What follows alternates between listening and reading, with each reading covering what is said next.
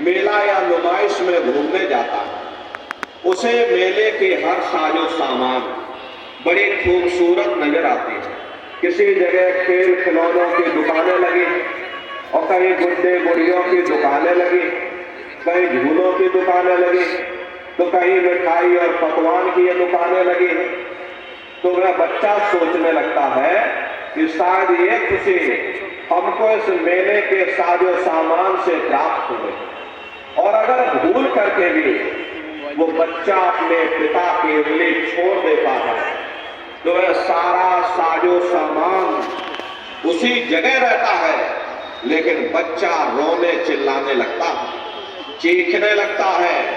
तब उसे खुद ब खुद महसूस होता है ये खुशी हमें तभी तक प्राप्त हो सकती जब तक हमने अपने पिता की उंगली पकड़ रखी। हमारा पिता कौन है?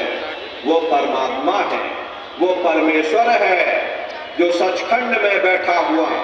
प्रेमी भाई बहनों, जब तक तुम्हारा ध्यान उस मालिक की भक्ति में लगा रहेगा, तुम दुनिया में 2-4 दिन जरूर सुख हासिल कर सकते हो। और अगर तुम्हारा ध्यान मालिक की भक्ति से हट जाएगा, ये सारी दुनिया तुम्हारे लिए दुख का रूप बन करके खड़ी हो जाएगी। इसलिए प्रेमी भाई बहनों, चारों तरफ से अपने ख्याल ध्यान को समेट करके एक मन एक चित्त हो करके मालिक की भक्ति करो।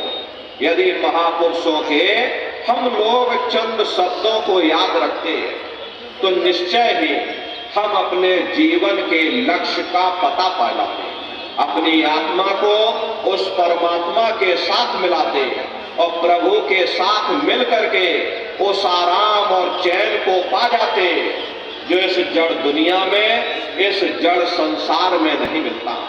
हम आप इस जड़ संसार में सुख और प्रेम की खोज में लगे रहते, लेकिन वो सच्चा सुख और सच्चा प्रेम तुम्हारे अंदर है, ना कि बाहर। ये सूरज चांद सितारे, ये जमीन और ये आसमान जिनको आप अपनी जड़ आंखों से देख रहे हो, यदि अंतर की दृष्टि खोल करके देख लो तो प्रेमी भाई बहनों, ऐसे सूरज चांद सितारों के पास पहुंच जाओ, प्रकाश और नूर के पास पहुंच जाओ, जहां प्रकाश ही प्रकाश है, जहां नूर ही नूर झलकता है।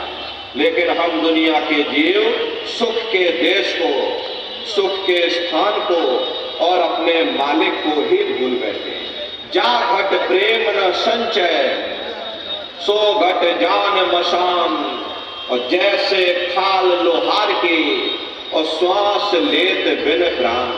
ये कुदरती कारखाना देख करके कैसे जमीनी आसमानी पसारा चल रहा, कौन इसका करतार है, कहाँ वह छिपा हुआ है, कैसे उससे मिला जाए जिस घट में ऐसे प्रीतम के, ऐसे पुरुष के दर्शन और दीदार की विरह और तड़प नहीं। वह घट गोया मशान के समान है, सुरते इंसान शीरते हैवान है।